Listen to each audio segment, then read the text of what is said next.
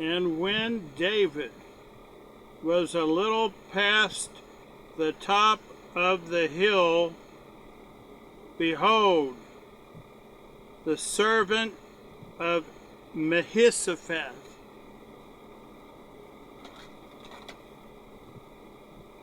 Jonathan's son. David had kindness to Jonathan's son because he made a promise to his father and he kept that promise. Ziba, the servant of Mehisopeth, met him with a couple of asses, saddled and set upon 200 loaves of bread. 200 loaves of bread. He was coming to help David because he knew that David was in trouble and he wanted to help the true king. Are you helping the people that are the anointed of God, or choose you this day whom you will serve? As for my wife and I, we will serve the Lord. It's awesome. Isang punto, sa mensaje, straight to the point. We want you to know about the Magandang Buhay. And if you're not prepared for the imminent arrival of the king, he tells us to occupy until his arrival, to be wise as serpents, harmless as doves. We do our very best to do that every single day, to be wise as serpents and harmless as doves, to occupy until his arrival. If you're not prepared for the imminent beginning of the millennial reign of Christ, you're not ready. You're not prepared for anything. He said, unless you endure to the end, the same shall be saved. If you're not willing to wait on Jesus when he thinks it's best for the beginning of the millennial reign of Christ, you're not going to be there either. We're going to show to you that unless your name is written down, unless you made preparation for the beginning of the millennial reign of Christ, you won't be there. Isang punto, sa mensaje, straight to the point. In verse 1, Ziba, the servant of Mephibosheth, the son of Jonathan, had with him asses saddled with 200 loaves of bread, a lot of bread for the people that were loyal to David, and 100 bunches of raisins. He had good food for those who were anointed and loyal to David, and 100 summer fruits that you could eat during summer to cool you off a little bit, and a bottle of wine, a little bit of alcohol. Back then, don't you know that the new wine is always better than the old? And it's still the same way today. We have that new wine. We offer it to you. It's awesome. You know anything about the new wine? Jesus did. If Jesus taught on new wine, don't you think you ought to listen to what Jesus says? I see miracles all the time. Some people will tell you that he stopped doing miracles with the death of the last apostle. If that's so, you should be dead, because somebody forgot to tell Jesus, because he does miracles every single day, and if not, you would be dead. You would be dead. You think that you cause your own heartbeat? You think you are in charge of your next heartbeat? You think it comes from you? If it weren't for him giving you that one more heartbeat, you would be dead. He's alive. He has miracle working power. I talk to him every single day. I know him. He is my king. He is my rabbi. He is my chief architect, the creator of heaven and earth. I don't give you any guile. I give you batting practice so that you too can hit the grand slam home run.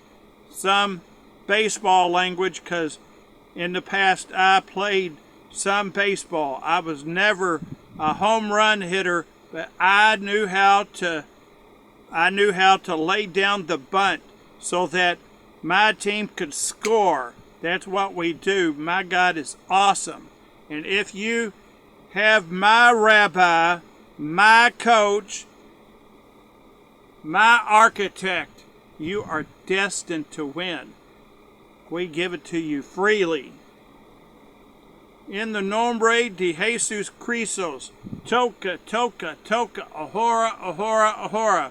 We're going to focus on what he tells us on page 421, so you're on the same page, telling you exactly where it is so you can decide for yourself if you qualify to be prepared for the arrival of the King for the millennial reign of Christ. It's sooner than you might think. In a moment that you think it not possible, he will come. Don't listen to what your rabbi or what your teacher says. You do what Jesus says. If you're going to argue with Jesus, stand back and see who's going to win. Jesus always wins. He never loses. Not one word ever falls to the ground. I get his very best. He gives his very best to those children that walk before him with all of your heart. Do you do that? I do. I give him my life every day. I say, Father, adopt me every single day. I want to be my very best. Can you live for him one day at a time? I do my very best every single day. It's awesome. Isang punto sa mensaje. I'll go straight to the point. I'll have to get on my moped because I said isang punto sa mensaje. And this might take at least 3 momentos. Por favor, can you wait for him for at least 3 minutes? If you can, we've got awesome news for you. You might say, I want more. It's awesome. Verse 2, And the king said unto Ziba, What meanest thou by these? And Ziba said, The asses be for the king's household, the king's family, the asses to ride on, and that the bread and summer fruit for the young men, for your army that are loyal to you, to eat, and the wine, that such may be faint in the wilderness when they drink. Brand new fruit. Jesus talks about brand new juice. The new wine is better. Awesome. Verse 3, And the king said, And where is your master's son? Where is Mephibosheth, Jonathan's son? And Ziba said unto the king, Behold, he lives in Jerusalem, and he eats where you prepared him for him. He eats your food. You've given him here his very best. And I am not going to pull him away from the promise that you gave him. If God has given you a promise, claim it. Don't turn to the left or to the right. I don't care what anybody says. If somebody thinks that they're a better attorney, a better representative than Jesus Christ, they must think there's really something, because no one ever defeats my king. He's awesome. The creator of heaven and earth. We have it. We give it to you freely. You give it to me freely. I give it to you free. I want you to know about the Father of mercy and the God of all comfort. It's awesome. He's given to me and my wife more than we deserve. It's awesome. Verse 4, Then said the king to Ziba, Behold, thine are all that pertain to Mephibosheth. And Ziba said, I humbly beseech you that I may find grace in thy sight, O Lord, O King. That should be your prayer every day. I do that every day. You should too. Verse 5, And when the king came to Bahurim, behold, thence came one from the house of Saul, whose name was Shimei, the son of Gera. He came forth and he started cussing out David as he came. He began to curse him. He used foul language. He cursed the king. In verse 6, and he came and he threw stones at David. Have you ever had people throw stones at you? I have. And he cast stones at David. If they cast stones at David, what makes you think they will never cast stones at you? And all the servants of King David, he threw rocks at all of them. And all of the people, all of the mighty men, were on his right hand and on his left. Verse 7, And thus said Shimei when he cursed, Come out, you bloody man. He was calling him a bloody man. And thou, man of Belial. They was calling David a son of Satan. Verse 8, The Lord hath returned upon you all the blood of the house of Saul, in whose stead you has raised. You took his kingdom, and the Lord hath delivered the kingdom into the hand of Absalom, your son. Not the choice of God, the choice of the people. He persuaded them by deceit. And if you get where you are because of deceit, it's not really yours. He's given you an opportunity to repent, to give him your bet. And if you don't repent, the sword of the Lord, it will follow. Isaiah chapter 1, verses 18 and 19. Read it yourself. It's exactly what it says. Verse 8, The Lord hath returned upon thee all the blood of the house of Saul, in whose place you now reign. You sit on his throne, and the Lord delivered the kingdom into the hand of Absalom by deceit. He doesn't know this. And thy son, because behold, you are taken in your mischief. You're caught by your own sin, because you are a bloody man. David was given to him by God, but he was lying. He was not telling the truth. People ever lie about you, they have about me. Do they ever lie about you?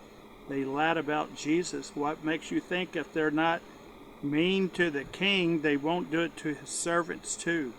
My God is awesome. I want you to know, awesome. And you say, awesome. I think you can. If you give him your very best, he will give you the Magen Dong Buhai, heaven. We want you to know, to qualify for heaven, you must be prepared for the imminent beginning of the millennial reign of Christ. And if you have agreed to walk with him to the very end, you shall be saved. It's awesome. Then said Abishai, the son of Zeruiah, one of the king's nephews, Joab was his brother, said unto the king, Why should this dead dog curse my lord the king? He considered him to be a dead dog. Why do you let this dead dog curse my lord the king? He called him a dead dog. This is written. That's what he called him, a dead dog. Let me go over, I pray you, and take off his head. Let me decapitate it, please. I can do it in just one swing. Verse 10, And the king said, What have I to do with you, ye sons of Zeruiah? You'll remember in the future, Jesus referred to James as John, as the sons of thunder. Remember that? It's good reading. I'm priming your pump. It's awesome. What shall I do with you, you sons of Zeruiah? So let him curse, because the Lord hath said unto him, Curse David. Perhaps the Lord has put this word in him. Who shall say then, Wherefore hath you done so? Maybe the Lord gave him those words. I'm not going to kill him for doing perhaps by what the Lord gave to him. And verse 11, And David said to Abishai and to all his servants, Behold, my son, which came forth of all my bowels, out of my loins, my testicles, seeketh my life. How much more may this Benjamite do it? You're going to do, and you're bad enough. You're going to allow this son of Benjamin to do that? Remember, Saul was of the house of Benjamin. They wanted a king. They chose the king, not what God chose. They rejected the Lord that he should reign over them. It is written down. It's awesome.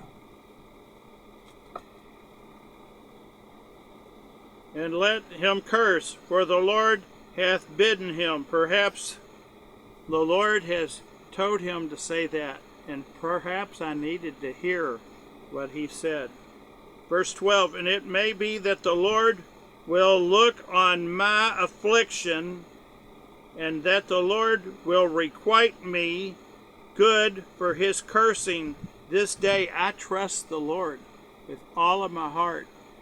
I don't lean on my own understanding, but in all of my ways, I trust him, and he will protect my path. He will give me, if you are a servant of God, you can trust the Lord with everything. Can you walk with him? Can you give him your very best? The Lord knows the way of the sinner, but the seed of the righteous shall prosper. Are you of the seed of the righteous? You say, I don't want that prosperity. If Jesus gives it to you, are you going to say, I don't want it. I don't want anything that Jesus gives to me. I don't want it. Are you going to reject the grace and mercy that he gives to his children and say, I don't want it? Some people do say that. Some people have Bibles so holy it's like they've gone out and cut out of the Bible what they don't want to read to people. They cut it out, Torah. Some people don't like Torah. They cut it out. They don't preach or teach Torah. Torah is always in the New Testament. Jesus didn't change Torah, but you think you have the right to change what Jesus didn't change? He fulfilled it perfectly, and he gives it to you. You don't believe that Jesus did it perfectly? Whose Bible are you reading? You must have a real holy Bible. You cut it out. I don't like it. ye shall not enter into my rest. It's awesome. I said, isang punto sa mensaje, so I will get on my motorcycle, my moped, so get to it more quickly. Verse 12, it may be that the Lord will look upon mine affliction, and that the Lord will repay me good for his cursing this day. He had trust in God. Do you trust in him? David did. David can trust God even when people curse, but you can't. Jesus said, those who endure with me to the end, the same shall be saved. You can't listen to Jesus. He said, if you are one of his, he places you in the hand of the good shepherd. And when you are in the hand of the good shepherd, no one is able to kidnap you out of his hand. But if you don't want to be there, he's not going to doom you to an eternity where Jesus Christ, when you don't even have time to listen for him to call your name. I'm too busy. I don't have time. You are too busy. The fool has said in his heart, there is no God. If you don't have time to listen for him to call you by your name, you are too busy. I want you to know that the beginning of the millennial reign of Christ is closer than you think. In a moment that you think not, he will return. Jesus said that. You're going to argue with David, with Jesus? Some people do. Verse 12, it may be that the Lord will look on my affliction, and that the Lord will repay me good for the cursing this day. I believe that. It's written. Verse 13, and as David and his men went by the way, Shimei went along the hillside over against him, and cursed him, continued to curse him, and threw stones at him, and cast dust on him. They did it to Jesus. You can't, no way that they're going to do that to you. Verse 14, and the king and all the people that were with him got tired. They became wearied and refreshed themselves there. They sat down.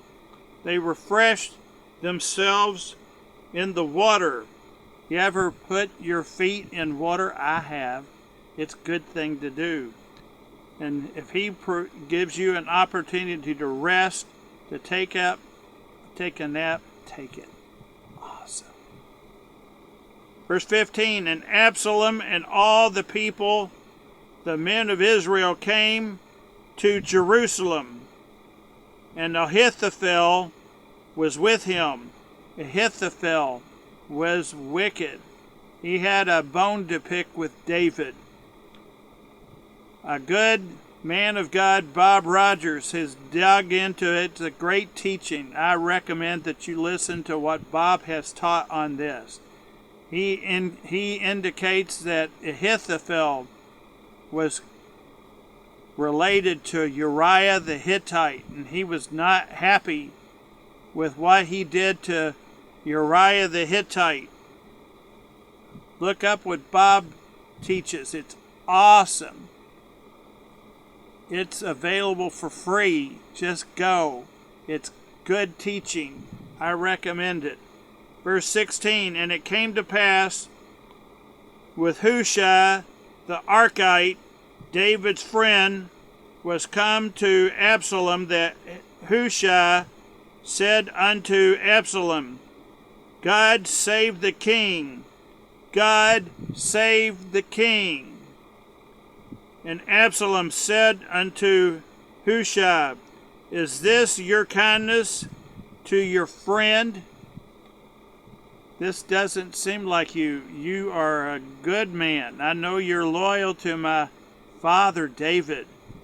But he was operating. He was doing exactly what his father told him to do. He did what David said for him to do.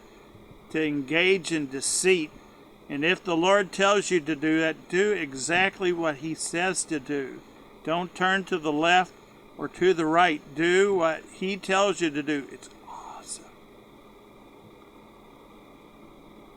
In verse 17, and Absalom said to Hushai, is this the kindness to thy friend, that you are not with my father? And Hushai said unto Absalom, nay, but whom the Lord and this people, and all the men of Israel choose his will, I will be with him, and I will abide. He was following the instruction of David, his father. Verse 19, and again, whom should I serve? Shall I not serve in the presence of his son? In the presence of his son, as I have served in his father's presence, so will I be in your presence. I honored your father, I will honor his son. Know you not that if you have the Son, you also honor the Father? It's awesome.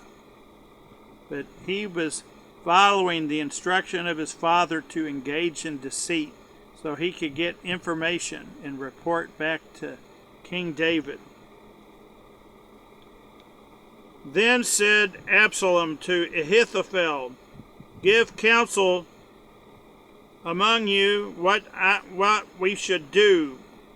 He got counsel from those who were enemies of his father, had a bone to pick. And verse 21, and Ahithophel said unto Absalom, go in to your father's concubines. Go into his concubines. It's probable that Nathan, the older brother of Solomon, was probably the son of a concubine. I can't prove it, but it seems to imply, the evidence seems to suggest it's awesome. Because in Matthew, the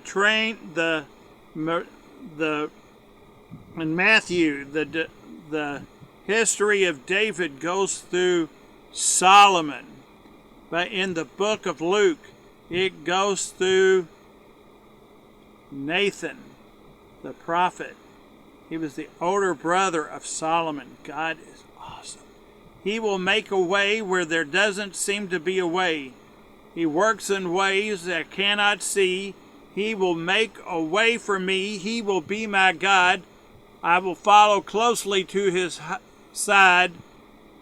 In each new way, he makes a way for me. Gives me a reason to sing and a reason to dance. I like to sing and like to dance for the King of Kings and the Lord of Lords. He's done it for me. If you qualify, he'll do it for you. If you give him your whole heart, he will give you his very best. Isaiah chapter 1. Verses 19 and 20, just read it for yourself. It's awesome. Verse 21, and Ahithophel said unto Absalom, go in to your father's concubines, which he hath left to keep the house, and all Israel shall hear what you are abhorred of thy father. Then shall the hands of all that are with thee be strong and courageous. They'll be encouraged when they see what you did to your father and to your brothers. You see, let's sit back and see the salvation of our God. He doesn't need help. Just stand back and see. He will repay you to your face. Stand back and see the salvation of our God. That's all I have to do is stand back. And I know that his word never falls to the ground. Never has, never will. He didn't change it.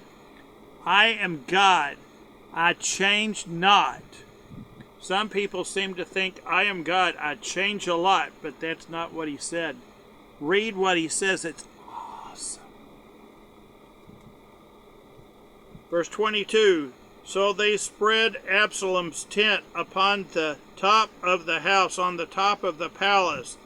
And Absalom went in unto his father's concubines in the sight of all Israel. He was showing his disrespect.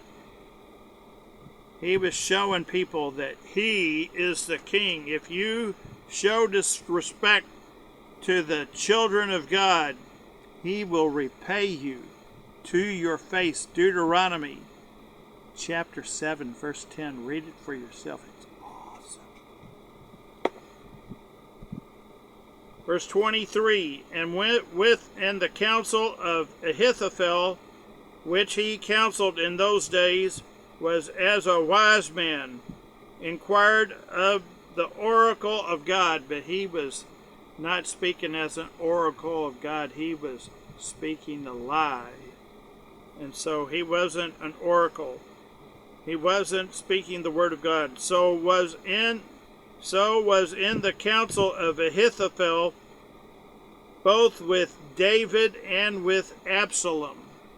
But they did not understand. David suspected this. David perceived this. And so David, being a wise man, being a shepherd, he knew what to do. This is a cliffhanger. It gets better. I'm priming your pump. I'm not going to spoon feed you. I know that what he has written has never fallen to the ground. For 57 years, he's never left me. He's never forsaken me. I preach what he states in Torah. I preach it as it is written. I show it to you because I want you to have his very best. We give it to you freely.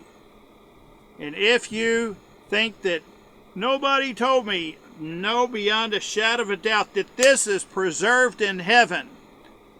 And you can't say that nobody told you, because he has it. It's written down. It's documented. I have told you. We give it to you freely.